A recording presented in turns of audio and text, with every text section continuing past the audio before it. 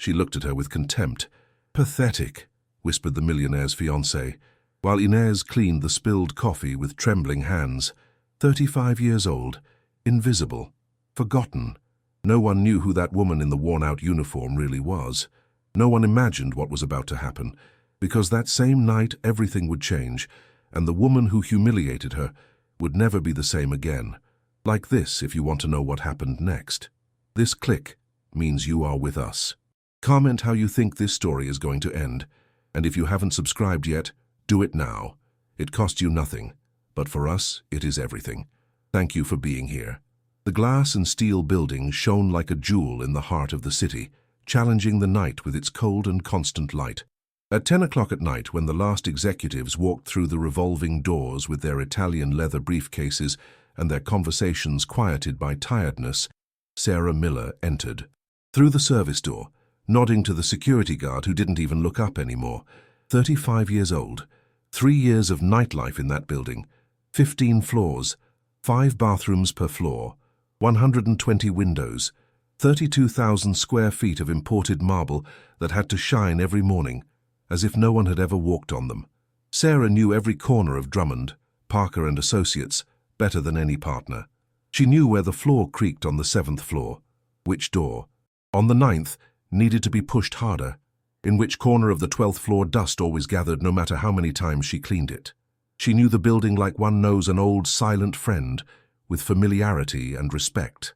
That Thursday night, however, something had changed in the routine. The 12th floor, usually empty at that hour, had light in the main meeting room.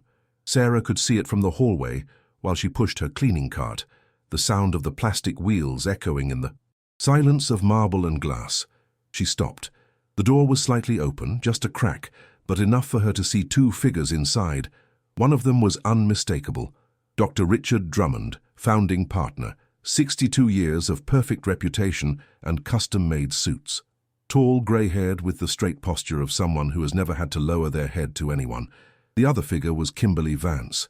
Sarah recognized her instantly, though she would have preferred not to. 38 years old, corporate lawyer specializing in international mergers, engaged to Dr. Drummond for 6 months.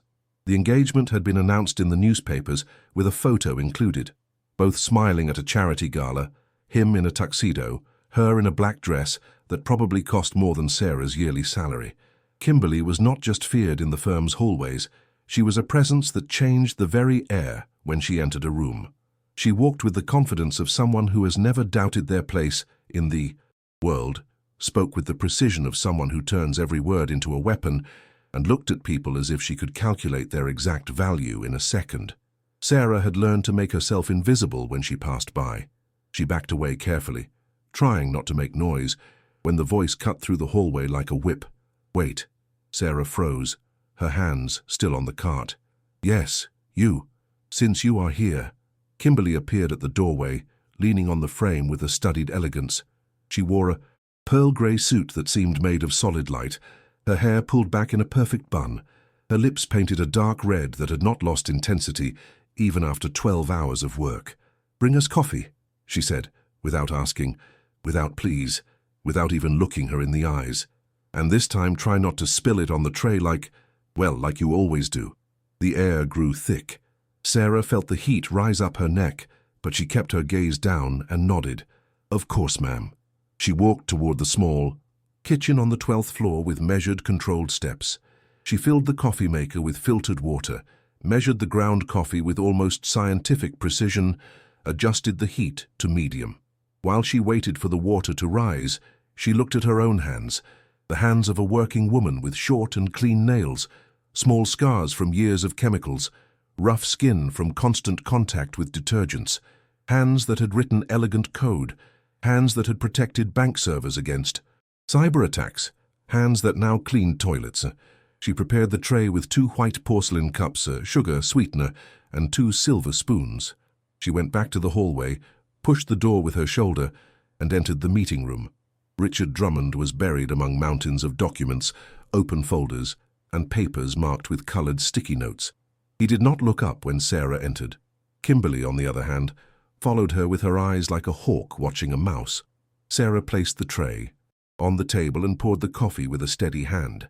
A single drop fell onto Kimberly's saucer, a small, almost invisible drop. But Kimberly saw it. She smiled. It was not a smile of joy or humor. It was the smile of someone who had just found proof of something they already knew. "Pathetic," she whispered, in a tone that did not try to hide anything. "Richard, you really need to hire more qualified staff, even for cleaning." Richard did not answer. He didn't even blink. He kept looking at the documents as if the rest of the world had stopped existing. Sarah picked up the empty tray and left. She closed the door behind her carefully, without making noise, and stayed for a moment in the hallway, breathing slowly, feeling something small and hard settle in her chest like a stone. It wasn't the first time. It wouldn't be the last. She pushed the cart toward the service elevator and went down to the 11th floor, where she would start her usual round. While she cleaned, while she mopped, while she emptied trash cans and wiped down other people's desks, a part of her mind always stayed somewhere else, in another time. She remembered the classrooms at the university. She remembered the nights studying encryption algorithms, the computer security exams, the practice in labs where the silence was only broken by the constant typing of 20 students writing code. She remembered the excitement of her first job at the bank, the pride in her mother's eyes, when she told her she would earn more in a month than her mother did in 6, and she remembered the day everything changed, the diagnosis, the neurologist's words, multiple sclerosis, progressive, no cure. She remembered Mark, her husband, sitting in the doctor's office with trembling hands, trying to smile, trying to say everything would be okay when they both knew nothing would ever be okay again. She remembered quitting the bank. She remembered the calls to tech companies. Full availability? No, I need flexible. Shifts. Click. International travel? I can't, I have responsibilities. Click. Exclusive dedication? I can only work during the night. Click. The tech market does not forgive. It demands everything, and she could no longer give it. So she accepted the only thing she could do at night, while Mark slept with the help of medication in their small apartment. Cleaning empty buildings. At 2 in the morning, while she mopped the 9th floor, Sarah heard something that made her body stop, as if she had touched an electric wire. Screams. They weren't screams of an argument, they were screams of panic. They came from the 12th floor. Sarah left the mop leaning against the wall and walked toward the elevator with her heart hitting her ribs. She pressed the button for the 12th floor and watched the numbers light up one after another on the digital panel. 9, 10, 11, 12. The doors opened with a metallic hiss. The hallway was lit with that white and violent light from the emergency lamps that turned on automatically after 11. Sarah walked across the shiny marble to the meeting room. The door was still closed, but the voices went through the thick wood as if the material had become transparent. "The system is down." Richard Drummond's voice sounded broken, desperate, unrecognizable. "The entire database for the case is inaccessible. The hearing is tomorrow at 9. Sarah moved closer. She could hear fast steps, someone walking back and forth, the sound of papers being thrown against the table. "It can't be. It can't be." Kimberly's voice, for the first time stripped of her usual arrogance, trembled like a string about to break. Sarah heard the sound of a phone call, the electronic ring, then Kimberly's voice speaking fast with rushed words. "Hello, Kevin. I need you to come to the firm right now. What do you mean you can't? When then?" "At 10 in the morning. The hearing is at 9. We need those files now." Silence. Then a sound Sarah never would have imagined hearing: Kimberly crying. Not a dramatic cry, but something worse. A contained sob. The sound of someone who is seeing their world fall apart and can do absolutely nothing to stop it. 50 million in fees, Richard whispered, as if talking to himself. 3 years of work. Everything lost. Sarah raised her hand and knocked on the door. Nothing. She knocked again, more firmly. "Not now!" Richard shouted from inside. Sarah took a deep breath, turned the knob, and opened the door just a few inches, enough to peek her head in. The scene inside the room was devastating. Richard Drummond was standing in front of a huge computer screen with messy hair, a loose tie, and red eyes. Kimberly was sitting in a chair, her head in her hands, her makeup smeared, leaving black tracks on her cheeks. On the table, 5 laptops showed the same screen, an error message in red letters on a black background. "Dr. Drummond," Sarah said with a soft but firm voice. "I can help." Kimberly lifted her head so fast it looked like she had been pulled by her hair. Her eyes, swollen and bright, stared at Sarah with a mix of disbelief and fury. "Excuse me," she said, and then she let out a dry, bitter laugh, full of poison. "Is the cleaning woman going to save us? How poetic." Sarah felt the urge to back away, to close the door, to go back to her cart and pretend nothing had happened. But something stronger kept her in place. Something that had been asleep for 3 years and had just woken up. "Let her talk," Richard said without looking at her, with the voice of someone who has nothing left to lose. Sarah took a step forward, crossing the threshold. "I studied computer engineering at the university," she said, with every word measured and controlled. "I graduated with honors. I worked for 5 years in the cybersecurity department of a major bank, specializing in data recovery and malware protection." The silence that followed was so absolute that Sarah could hear the electric hum of the lamps.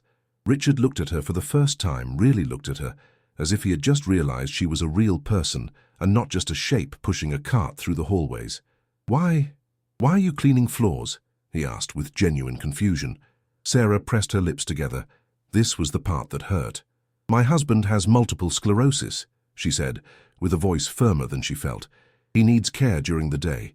The tech sector does not forgive flexible schedules.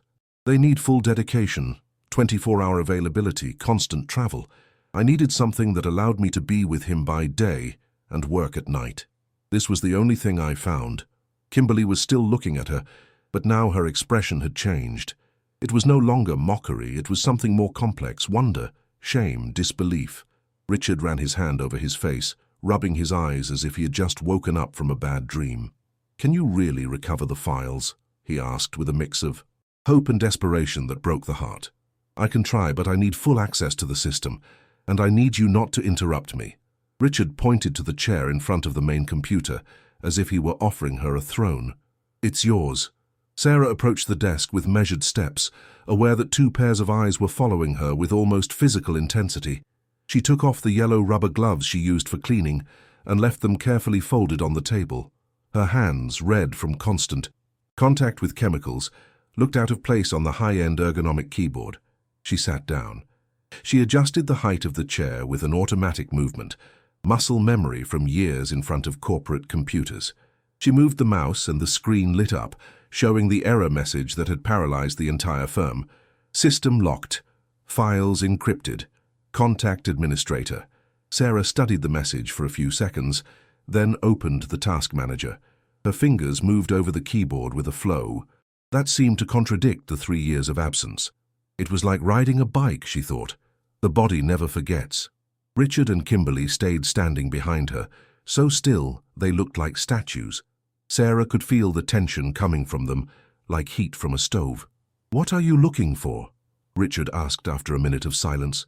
"Anomalous processes," Sarah answered without taking her eyes off the screen.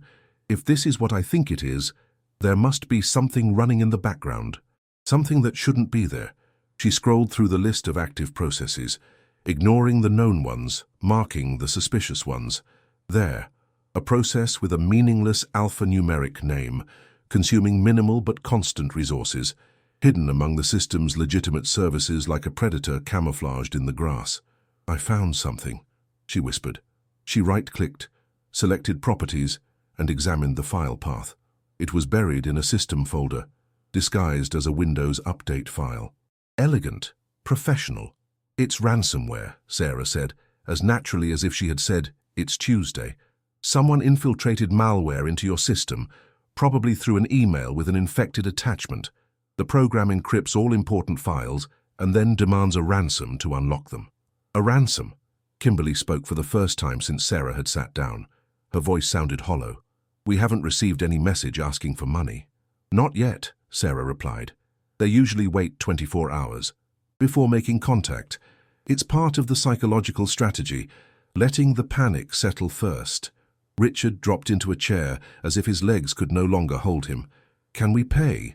How much do they usually ask for?" Sarah shook her head without stopping her work. "Paying doesn't guarantee anything. Many times, even after paying, they don't give you the decryption keys, or they give you partial keys and ask for more money. It's like negotiating with terrorists. It never ends well. She opened the command line, a black screen full of white text that for most people would look like an alien language. For Sarah, it was her mother tongue. Her fingers flew over the keyboard, writing complex commands, navigating the operating system at a deep level, where the colorful graphic interfaces disappeared, and only the bare architecture of the computer remained. Code, binaries, registries. "There's something strange here," she whispered, more to herself than to the others. "Strange how?" Richard asked, leaning forward. "The ransomware, it's poorly made. Whoever programmed it knew the basics, but they made mistakes. They left an accessible back door. It's as if someone built an impenetrable safe, but forgot to lock the side door." Kimberly frowned. "Does that mean you can access the files?" "It means I can try," Sarah corrected. "There are no guarantees, but if I manage to exploit that vulnerability, I could recover at least part of the data." She worked in silence for the next 20 minutes. The room was so quiet that the only sound was Sarah's constant typing and the low hum of the air conditioning. Richard watched the screen without understanding anything, seeing lines of code appear and disappear. Kimberly had sat down again, her arms crossed over her chest, her gaze fixed on Sarah as if trying to solve an impossible puzzle. Sarah found the vulnerability in the encryption algorithm. The programmer had used a weak, symmetric key, probably to speed up the mass encryption process. That meant if she could intercept the key in memory during the partial decryption process, she could use it to unlock the rest of the files. It was risky. If she failed, she could corrupt the data permanently. But if she did nothing, the data was already lost anyway. She made a decision. "I'm going to do a selective restoration using an exploit in the encryption key," she explained, though she knew they probably wouldn't understand. "I might lose some files in the process, but I should be able to recover most of them." "Do it," Richard said without hesitation. "Do it now." Sarah ran the command. The screen flickered. A progress bar appeared. 1%, 2%, 3%, and it stopped. Sarah's heart raced. The progress bar was frozen at 3%. The screen did not respond. The computer had stopped processing. What happened? Richard's voice sounded strangled. Sarah did not answer. She was completely focused, moving the mouse, trying to access the task manager, the command line, anything. The computer was locked. She closed her eyes. She took a deep breath. And then she did something they never taught in any manual. She physically turned off the computer by holding down the safe start key during boot. "What are you doing?" Kimberly shouted, jumping up. "Trust me," Sarah said without looking at her. The computer restarted.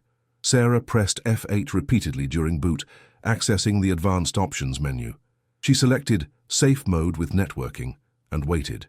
The screen flickered. The operating system, loaded in basic mode, without the normal services, without the malware running automatically.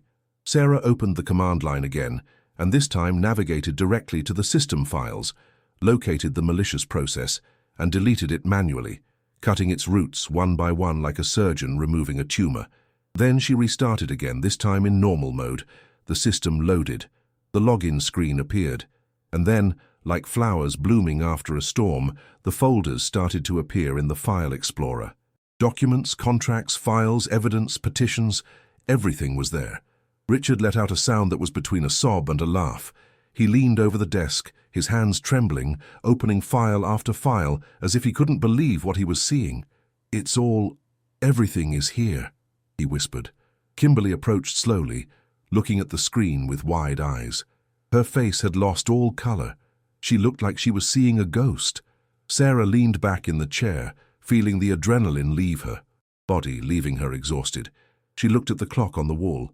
3:15 in the morning. She had been working for more than an hour. Richard turned toward her. He had tears in his eyes. "How?" he began, but he couldn't finish the sentence. Sarah shrugged, a small, modest gesture. "Experience," she said simply, "and luck. A lot of luck." Richard shook his head as if rejecting those words. "No, this isn't luck. This is—" He searched for the right word. "Mastery." He stayed quiet for a moment, then asked with a soft voice, Why didn't you tell me before? Why have you been cleaning floors for 3 years when you could be doing this? Sarah looked down at her hands, still red from the chemicals. Because no one asks, she answered with a calm voice. People see the cleaning uniform and stop seeing the person wearing it. They see a mop and assume that's all I am. The silence that followed was thick, heavy, full of unspoken shame. Kimberly had moved away toward the window. She was, with her back to them, looking at the city lights blinking in the dark. Her shoulders shook slightly. She started to speak without turning around. I said unforgivable things. Sarah looked at her. She saw a woman who had just faced something she probably had never considered, the possibility of being completely wrong about someone. You said what you thought, Sarah answered without bitterness. You aren't the first. You won't be the last. That doesn't make it right, Kimberly said, finally turning around. Her eyes were bright, but not with tears of self-pity, but something deeper, genuine recognition. And I'm sorry. The words floated in the air like something fragile and valuable. Sarah nodded, accepting the apology without drama. Richard stood up. He straightened his tie in a nervous gesture, recovering some of his usual composure, though his eyes still showed the shock of what he had just witnessed. Sarah, he said with a formal voice, but full of emotion, I need you to come to my office on Monday at 9 in the morning. Sarah blinked. For what? To sign a contract, Richard answered. As the head of the new cybersecurity department of Drummond, Parker and Associates, Sarah walked through the empty streets as the sky started to turn a pale blue on the horizon. It was 5 in the morning. Normally at this hour, her body would be aching from 6 hours of cleaning. Her hands would smell like disinfectant, and her mind would be anxious to get home to prepare Mark's breakfast before he woke up. But this morning was different. She walked with her hands in the pockets of her work jacket, feeling something she hadn't felt in years, the feeling that the future had just expanded, like a dark room where someone had just opened the windows. The subway was almost empty. She sat by the window and looked at her reflection in the glass. A 35-year-old woman with dark circles under her eyes, hair tied in a messy bun, worn-out cleaning clothes. But in her eyes there was something new, a glow that had been out for too long. She arrived at the small apartment when the first lights of dawn started to filter through the buildings. She opened the door carefully, trying not to make noise. Mark was awake. Sitting in his wheelchair by the window with a blanket over his legs, he watched the sunrise with that particular quiet of someone who has learned to find peace in small moments. He turned when he heard her enter. He was 40 years old, but the disease had aged him prematurely. His hair had more grey than it should. His face was thinner, but his eyes were still the same ones that had made her fall in love 10 years ago, warm, intelligent, full of a soft humor that never completely left him. You're late, he said with a smile. I was getting worried. Sarah put down her bag and approached him. She knelt in front of the wheelchair and took his hands. They were cold. They were always cold from poor circulation. Something happened, she said, and she told him everything. Mark listened in silence, his eyes getting wider, and when she finished, he let out a laugh that echoed in the small apartment like forgotten music. I knew it, he exclaimed. I knew that one day someone would notice. Sarah felt something loosen in her chest. She allowed herself to cry. I'm scared, she admitted. I haven't worked in tech for 3 years. What if I'm not as good as I remember? What if I fail? Mark squeezed her hands with all the strength he could gather. You don't fail, he said with absolute certainty. You just adapt.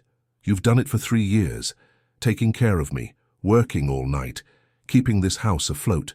If that isn't being brilliant, I don't know what is. Sarah leaned in and rested her forehead against his knees. Mark stroked her hair with trembling fingers. Go, he whispered. Go, and remember who you are. The weekend passed in a strange haze. Sarah slept more than she had slept in months, waking up at random moments, with her heart racing, wondering if it had all been a dream. But on Sunday afternoon she received an email from Richard Drummond. Subject, Contract Details, Monday 9 a.m. She opened it with trembling fingers and read the terms. Salary equivalent to a senior manager, flexible hours, full health insurance that included experimental treatments for multiple sclerosis. Mark read the email over her shoulder and whistled softly. That man isn't playing, he whispered. He's giving you everything you need. It's too much, Sarah said. I can't accept all this. Why not? Mark asked. You saved his company. You gave him what no outside technician could have given him in 24 hours. You've earned it. Sarah looked at the email again. Then she looked around the small apartment. The peeling walls, the old furniture, the window with the broken blind they had been promising to fix for months. We could move, she whispered, to a place with a wheelchair ramp, with an elevator, with heating that works. Mark smiled. We could, he said, but first, go tomorrow and show them what you're made of. On Monday at 8:50 in the morning, Sarah Miller walked through the main door of Drummond, Parker and Associates. Not through the service door where she had entered for 3 years. Through the main door made of glass and polished steel, where executives passed every morning with their expensive suits and important conversations. The security guard, the same one who for 3 years had barely greeted her, looked at her with confusion as she approached the desk. I'm here for a meeting with Dr. Drummond, Sarah said. The guard checked his list, found the name, and his expression changed completely. 12th floor, Miss Miller, he said with a respect she had never heard in his voice. Dr. Drummond is waiting for you. Sarah went up in the main elevator, not the service one. The stainless steel doors reflected her image. She wore her best suit, one she had used for job. Interviews 4 years ago. It was a bit outdated, a bit tight, but it was clean and ironed. She had pulled her hair back into a professional bun. She had put on light makeup. She wore low-heeled shoes that hurt after 3 years of wearing only rubber sneakers. When the elevator doors opened on the 12th floor, Richard Drummond was personally waiting for her in the hallway. He wore a perfect grey suit, but he looked different from the last time she had seen him. Less tense, more human. Sarah, he said, extending his hand. Thank you for coming. They shook hands.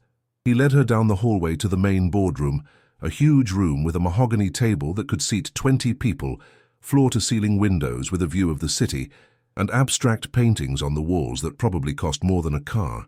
There were 3 people already sitting at the table, 2 middle-aged men in dark suits and a woman about 50 in an elegant navy blue dress. Richard made the introductions. Sarah, these are Alan Parker and Michael Santana, the other founding partners of the firm, and she is Brenda Walsh, our Human Resources Director. They all stood up to greet her. Sarah shook each hand, feeling the weight of their evaluating gazes. Sit down, please, Richard said, pointing to a chair. Sarah sat. The chair was of soft leather, ergonomic, so different from the plastic chairs she had rested on during her night shifts.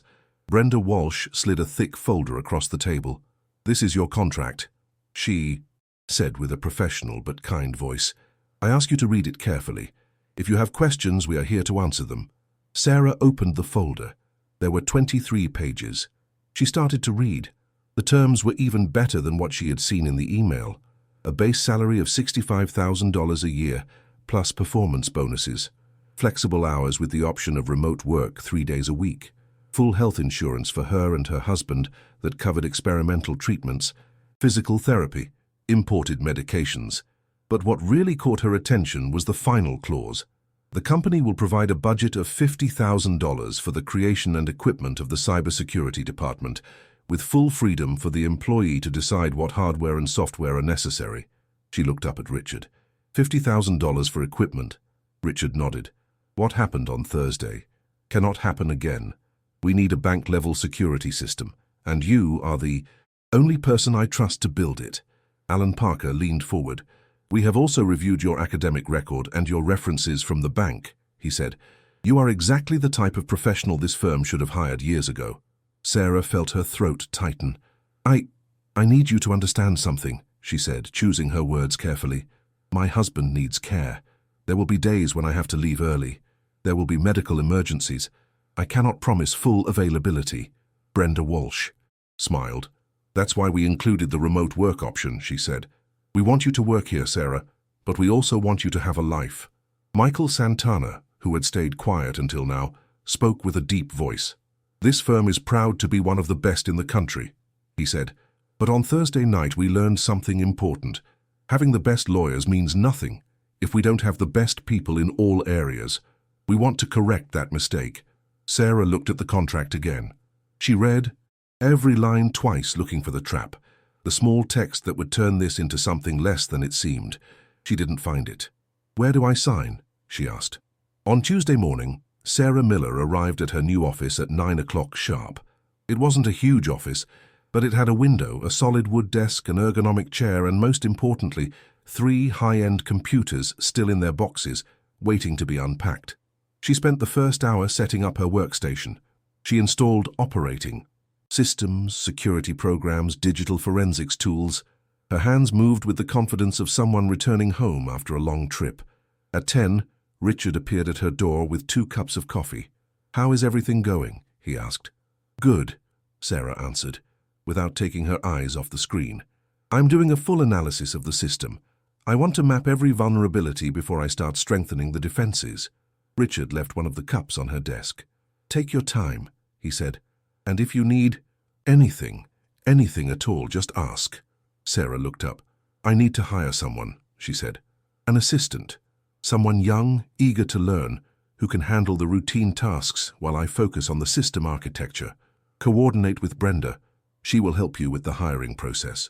During the next week, Sarah immersed herself in her work with an intensity she had forgotten she possessed. She checked every server, every connection, every access point to the firm's network. She found 17 critical vulnerabilities, 32 minor vulnerabilities, and a backup system so disorganized it was practically useless. She worked 12 hours a day during the first week, 8 during the second. Mark reminded her at night that she should take care of herself, but he could see in her eyes that he was happy to see her like this, alive, engaged, being herself again. She hired a young man named David, a recent computer engineering graduate, enthusiastic and hungry for knowledge. She taught him everything she knew, sharing it with the generosity of someone who understands how hard it can be to enter the industry. Kimberly stopped by her office occasionally. At first, the visits were awkward, full of tense silences, but gradually, something changed. One afternoon, Kimberly stopped at the door. "Do you have a minute?" she asked. Sarah nodded, pointing to the chair in front of her desk. Kimberly sat down. She wore an electric blue suit that probably cost $2,000, but her expression was unusually vulnerable. "I want to apologize again," she said, "for how I treated you, for the things I said. I've been thinking about that for weeks, and—" She paused. "I'm ashamed." Sarah looked at her in silence for a moment. "Why?" she asked softly. "Why did you do it?" Kimberly looked down. "Because I could," she admitted. "Because all my life I was taught that a person's value is measured by their position, by their title, by their salary. And you were invisible to me, until you weren't." "I wasn't invisible," Sarah corrected. "You just didn't look." Kimberly nodded slowly. "You're right," she said, "and that is something I have to change." She stood up to leave, but stopped at the door. "By the way," she added, "Richard and I ended our engagement." Sarah blinked, surprised. Kimberly smiled sadly. "Because that night showed me who I really am," she said, "and I didn't like what I saw.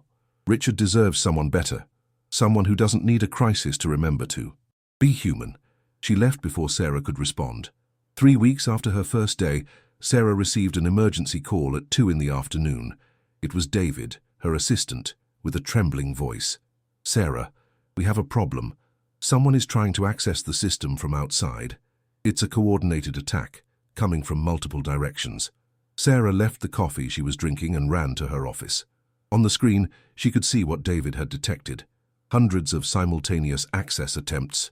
A denial of service attack, designed to saturate the servers and bring down the entire system. But this time the firm was prepared. Sarah had installed high-end firewalls, intrusion detection systems, and automatic response protocols. She watched as her defenses activated one after another, blocking access attempts, redirecting malicious traffic, and isolating compromised entry points. In 15 minutes, the attack was completely neutralized. Richard appeared in her office, pale. "What happened?"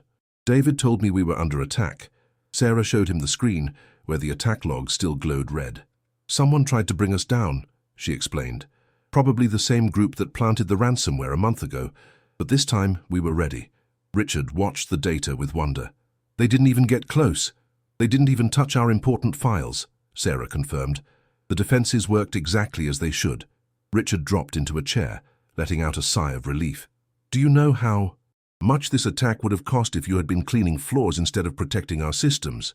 Sarah did not answer. She didn't need to. I've been thinking about something, Richard continued. I want you to give a presentation to the firm's entire team. Lawyers, assistants, administrative staff, everyone. I want you to teach them about cybersecurity, about the risks, about how to protect themselves. But more than that, he paused, I want them to know who you are. Sarah felt a knot in her stomach. I'm not good at public speaking. You don't have to be, Richard said. You just have to be yourself. The main conference room was full.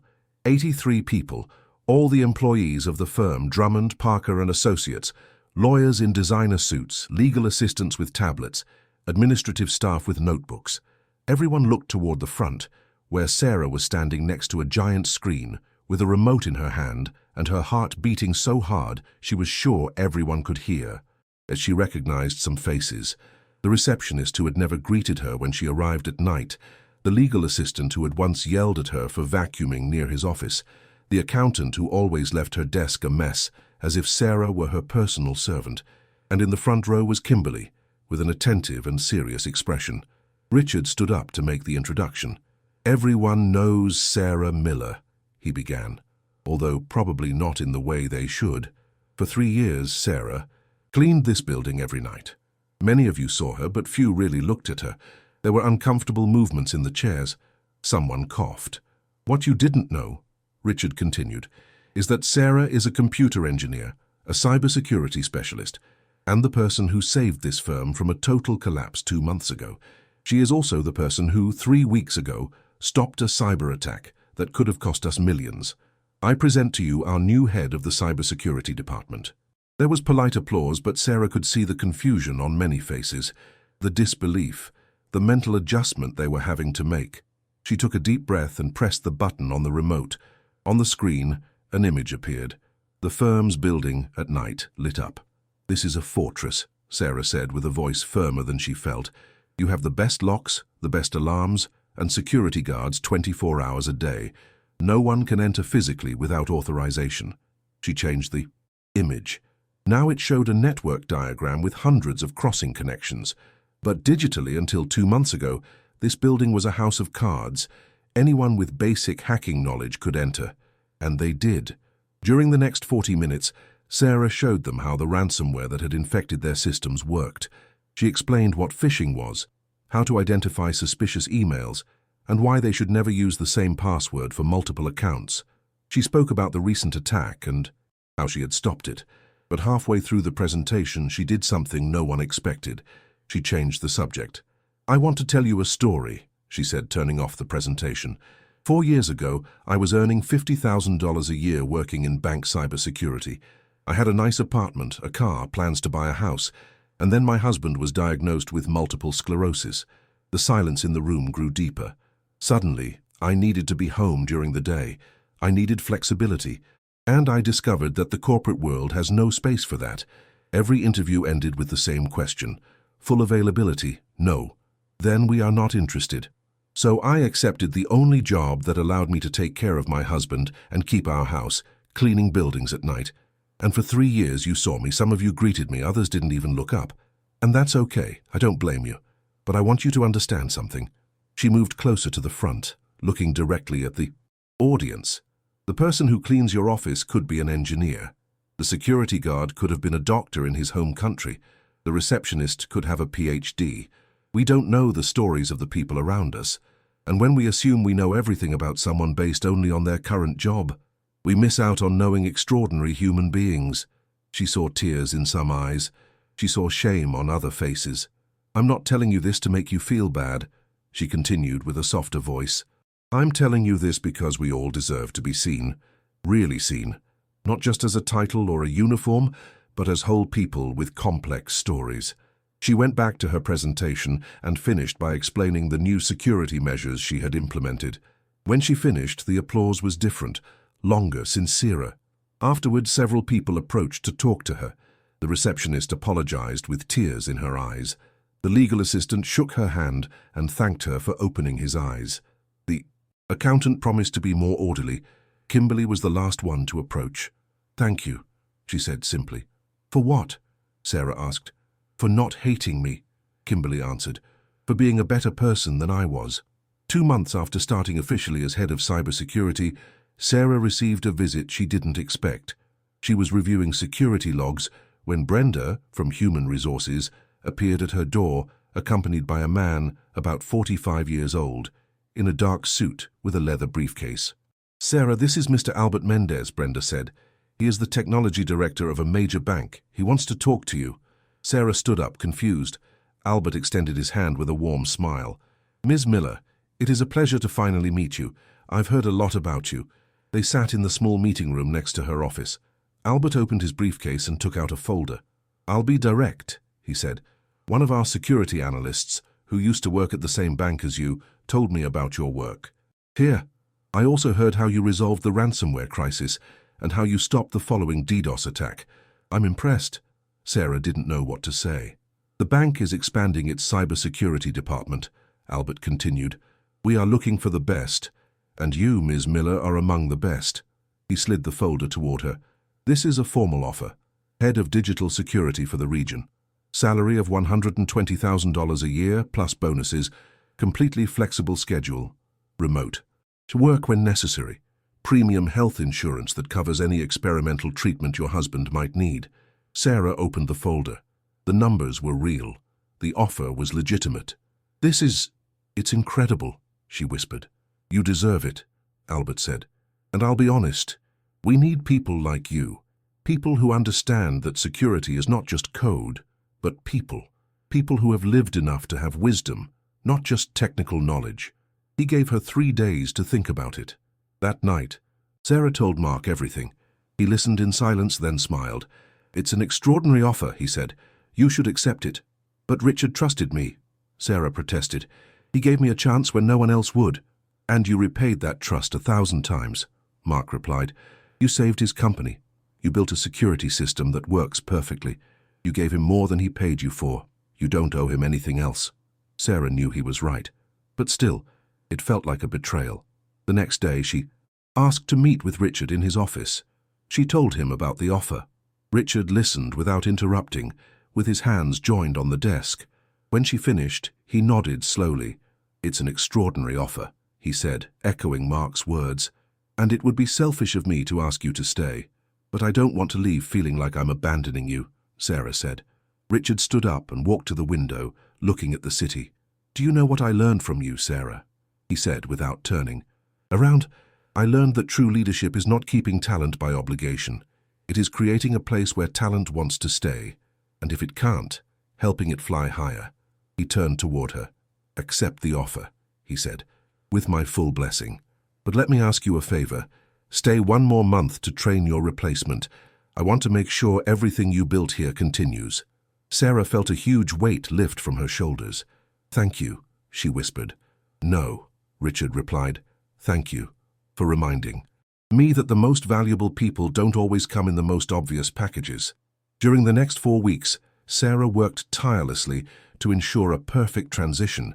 She hired her replacement, a brilliant engineer named Sophie, who had the same passion for cybersecurity as she did. She taught her every system, every protocol, every little trick she had learned. She also did something else. She created a training program for the firm's entire staff, not just about cybersecurity, but about human awareness. She invited cleaning staff, security guards, receptionists, and administrative staff to give short talks about their lives, their stories, and their dreams. The response was transformative. The lawyers discovered that the night guard had a degree in literature and wrote poetry. The legal assistants learned that one of the cleaning ladies had been a university professor in her home country. The partners discovered that the messenger was studying law at night. The entire firm started to change. Not overnight, but gradually. People started to greet each other by their names. Conversations became deeper. Empathy grew. On her last day, Richard organized a small farewell ceremony in the conference room. There was cake, champagne, and emotional speeches. Kimberly stood up and spoke with an honesty that surprised everyone. "When I met Sarah, I judged her completely wrong," she said. "I saw her as someone insignificant, and she taught me in the humblest way possible that I was completely blind, not just regarding her, but regarding myself. She looked directly at Sarah. "Thank you for not giving up on me. Thank you for showing me who I could be if I choose to really see people." There was applause, some tears. Then Richard stood up. "Sarah came to this firm as a cleaner," he said. "She leaves as a legend. But more importantly than that, she leaves having changed the way all of us see the world." He handed her a commemorative plaque. On it was engraved, "To Sarah Miller, who taught us that true value has no uniform, with eternal gratitude." Sarah received it with tears in her eyes. "I didn't come here looking to change anything," she said with a trembling voice. "I only came looking to survive. But you gave me something more valuable than a salary. You gave me back my identity. You reminded me who I was before life forced me to hide." She looked around the room, at all those faces that had once been invisible to her, just as she had been invisible to them. "I wish you the best," she said, "and I hope you remember, every person you meet has a story. Take the time to listen to it." Sarah's first day at the bank was completely different from her first day at the firm. She arrived at a modern building. She was greeted by a team of 15 people who were waiting for her with curiosity and respect. She had a spacious office, 2 assistants, and a budget of $500,000 to update the bank's entire security system. But most importantly, she had real flexibility. Her contract clearly specified that she could work from home 3 days a week, that she could adjust her schedule according to Mark's medical needs, that no one would question her commitment if she had to leave early for a family emergency. Mark, for his part, had improved noticeably. The new health insurance covered an experimental treatment that was showing promising results. His mobility had increased. His pain had decreased. For the first time in years, he spoke about the future with hope instead of resignation. Sarah immersed herself in her new job with the same intensity she had shown at the firm. She implemented high-end security systems, trained entire teams, and prevented 3 hacking attempts in her first 6 months. But she also did something else. She created a program within the bank called Second Chances.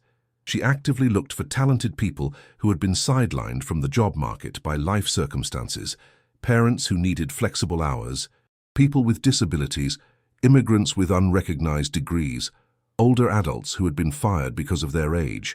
She gave them real interviews. She gave them genuine opportunities. And when she found talent, she hired it no matter how many years they had been out of the market. The program became a total success, not just because it found exceptional employees, but because it changed the bank's culture from within. Albert Mendez, her boss, called her into his office 6 months after she started. "Sarah, I've been reviewing the numbers," he said. "Your department has the highest security rate of any region of the bank. 0 successful breaches, 0 losses. And your Second Chances program has hired 22 people who are performing better than employees with double the formal experience." He paused. "The board of directors wants to expand your program nationally, and they want you to lead it." Sarah felt a mix of pride and responsibility. What would that involve? "More resources, more staff, and a considerable salary increase," Albert replied. "But also more travel, more responsibility, more pressure." Sarah thought of Mark, of his improved but still fragile health, of the promises she had made to herself about keeping the balance between work and life. "I accept," she said, "but on one condition. I want to be able to delegate enough so that I never have to choose between my career and my family." Albert extended his hand. "Deal." 2 years after leaving the firm, Sarah received an unexpected call. It was from the National Association of Computer Engineers. "Ms. Miller, we want to inform you that you have been nominated for the National Innovation in Cybersecurity Award," an enthusiastic female voice said. "Your work at the bank and your labor inclusion program have been recognized as revolutionary in the industry." Sarah almost dropped the phone. "Me? Nominated?" "Not just nominated," the voice continued. "You are one of the 3 finalists. The awards ceremony will be in 3 weeks at the Grand Theatre. We hope to see you there." Sarah hung up the phone in shock. She walked to the living room where Mark was doing physical therapy with his new therapist, a young man named Chris that the health insurance had approved without any problem. "I was nominated for a national award," she said, still unable to believe it. Mark put down the weights he was lifting and smiled with that smile that had made Sarah fall in love 10 years ago. "Of course you were," he said, as if it were the most obvious thing in the world. You are extraordinary. The night of the ceremony, Sarah arrived at the theatre in a dark blue dress she had bought specially for the occasion. Mark was at her side, using a cane instead of the wheelchair, a progress they both had celebrated with tears of joy months before. The theatre was full of the brightest minds in the country's tech industry, CEOs of software companies, university professors, successful entrepreneurs, all dressed in their best clothes. And there in the third row were Richard Drummond and Kimberly Vance. Sarah saw them and stopped, surprised. Richard waved his hand. Kimberly smiled genuinely. "What are you doing here?" Sarah asked when she approached during the cocktail party before the show. "Do you think we would miss this?" Richard replied. "You changed our lives. We wanted to be here when they celebrate yours." Kimberly added, "Also, I've been following your Second Chances program. It's exactly what the world needs." The ceremony started. Several awards were given: Innovation in Artificial Intelligence, Best Tech Startup, STEM Education. Finally, the moment came for the National Innovation in Cybersecurity Award. The presenter, an internationally recognized engineer, went up on stage. "This award recognizes not only technical excellence but social impact," she said. "This year, the winner is someone who proved that true talent has no age, gender, or circumstances. Someone who turned their own adversity into an opportunity for others." She made a dramatic pause. "The National Innovation in Cybersecurity Award goes to Sarah Miller." The theatre exploded in applause. Sarah stood up, trembling. Mark kissed her on the cheek. Richard and Kimberly were standing and clapping. She walked toward the stage with trembling legs. She received the trophy, a carved crystal that shone under the theatre lights. She stood in front of the microphone. 1,000 people were looking at her. She took a deep breath. "3 years ago," she began, "I cleaned floors at night. And during those 3 years, I was invisible to most of the people around me. Not because I was less capable, but because I wore a uniform that society had decided meant without value." The theatre was completely silent. "I received this award not just for me, but for every person who has been underestimated, for every mother who left her career to take care of her family, for every immigrant whose degree is not recognized here, for every older person who was fired because of their age, for everyone who has been judged by their appearance instead of their ability." She lifted the trophy.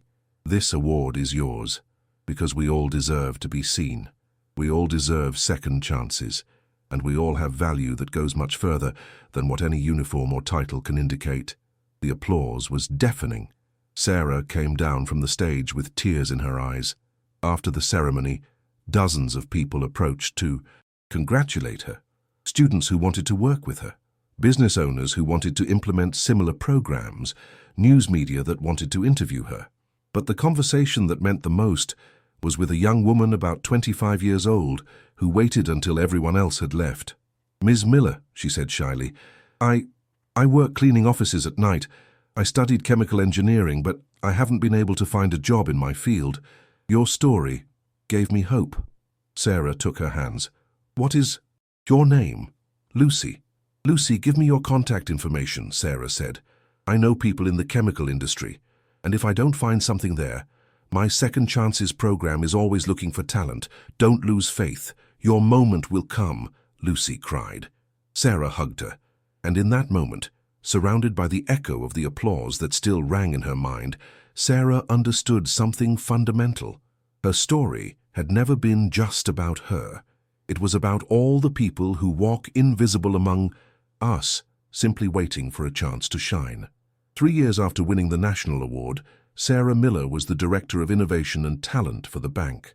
Her Second Chances program had expanded to 12 countries and had hired more than 500 people who had been sidelined from the traditional job market. The results were undeniable: lower staff turnover, higher job satisfaction, increased innovation, and a corporate culture that other companies studied as a model. But professional. Success was not what filled Sarah the most. What really mattered was seeing Mark walk without a cane for the first time in 7 years. It was the new apartment with large windows and natural light. It was being able to pay for the experimental treatment that was slowly reversing the symptoms of his multiple sclerosis. It was the freedom to choose how to live instead of just surviving. One spring afternoon, Sarah received an unexpected invitation. It was from the firm Drummond, Parker and Associates. They were inviting her to give a keynote speech to celebrate the 5th anniversary of the implementation of her Human Awareness program. She accepted immediately. On the day of the speech, Sarah entered through the main door of the building she had cleaned for 3 years. Everything looked the same and completely different at the same time. The security guard recognized her immediately. "Ms. Miller," he exclaimed with a huge smile. "It's an honor to see you again." "The honor is mine, Mike," Sarah replied, remembering his name. She went up to the 12th floor. The conference room was full, even more than the last time. She recognized some faces and saw many new ones. Richard greeted her with a hug. "Thank you for coming," he said. "There is someone I want you to meet." He led her to a young woman about 30 years old in a cleaning uniform. "This is Patricia," Richard said. "She is a civil engineer. She arrived here 2 years ago from another country and hasn't been able to validate her degree. She has been cleaning here for 6 months." Sarah extended her hand. Patricia shook it firmly, but Sarah could see the uncertainty in her eyes. "Richard told me your story," Patricia said softly. "It gave me hope." Sarah smiled. "Your story has not ended," she told her. "It's just beginning. Talk to me after the speech. I know construction companies that need engineers and don't care where the degree comes from." Patricia's eyes filled with tears. The speech started. Sarah spoke for an hour about how organizations can create cultures of real inclusion, not just superficial diversity. She shared data on how her program had transformed companies. She spoke about the importance of looking beyond perfect resumes. But she finished with a story.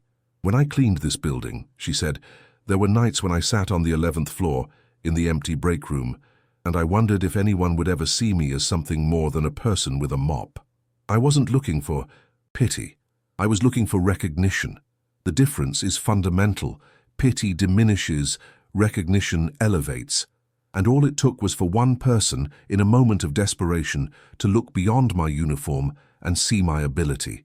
She looked directly at Richard. "That person changed my life, but not with charity, with opportunity. He didn't give me a favor. He gave me a chance to prove what I could do." She turned toward the entire audience. "Each of you has that power. The power to really see someone. The power to give a chance that could change a life. Do not underestimate that power. Use it wisely. Use it generously." When she finished, the applause was long and heartfelt. But what mattered most to Sarah was seeing Patricia clapping with tears rolling down her cheeks, with an expression Sarah knew well, the expression of someone who has just realized their story has not ended, it's just changing chapters. 6 months after the speech, Sarah received a message from Patricia. She had gotten a job at a construction company that Richard had recommended. She was designing bridges, earning a decent salary, and had brought her family over. The message ended with a simple but powerful phrase: "Thank you for showing me that endings can also be beginnings." Sarah kept that message like a treasure.